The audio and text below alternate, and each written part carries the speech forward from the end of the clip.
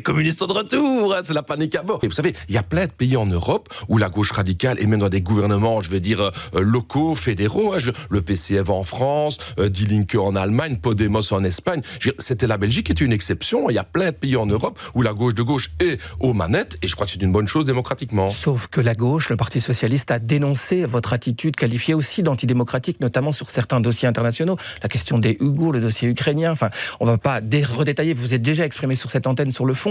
Qu'est-ce que vous dites alors à vos camarades de gauche qui vous qualifiaient d'antidémocratique aussi sur ces questions-là ? Vous savez, il y a encore beaucoup de différences. Le PTB et le PS sont très clairs en la matière. Vous avez refusé de voter des motions au niveau communal, par exemple à Charleroi, sur la question des Ouïghours, ça avait flambé la gauche. Non, on n'a pas voté contre, hein, on s'est juste abstenu. Mais nous, on est un parti anti-impérialiste. C'est clair que suivre aujourd'hui le politique américaine dans le monde, nous sommes en divergence avec ces politiques pro-atlantistes. Moi, j'ai dit, sanctionner la Russie et la Chine et pas sanctionner Israël. Comment vous allez expliquer ça ? De quel bord de l'histoire démocratique on se positionne à ce moment-là ? Nous nous inspirons effectivement du mouvement des non-alignés, nous nous inspirons de Bandung, nous nous inspirons de la lutte des peuples du Sud. Je veux dire, il fut une époque où toute la gauche soutenait la lutte de tous les peuples du Sud. Aujourd'hui, les États-Unis d'Amérique, sous direction de Trump, vont nous mener, à mon avis, vers des situations dramatiques d'un point de vue militaire, géostratégique, et l'Europe doit suivre sa propre voie. Et c'est pour ça qu'on ne doit pas s'opposer fermement à Poutine ? Et c'est pour ça, mais on s'oppose à Poutine. Et pourquoi on s'oppose à Poutine et pas à M. Netanyahou en Israël ? Pourquoi ce deux poids, deux mesures ? C'est pour ça que les peuples du Sud,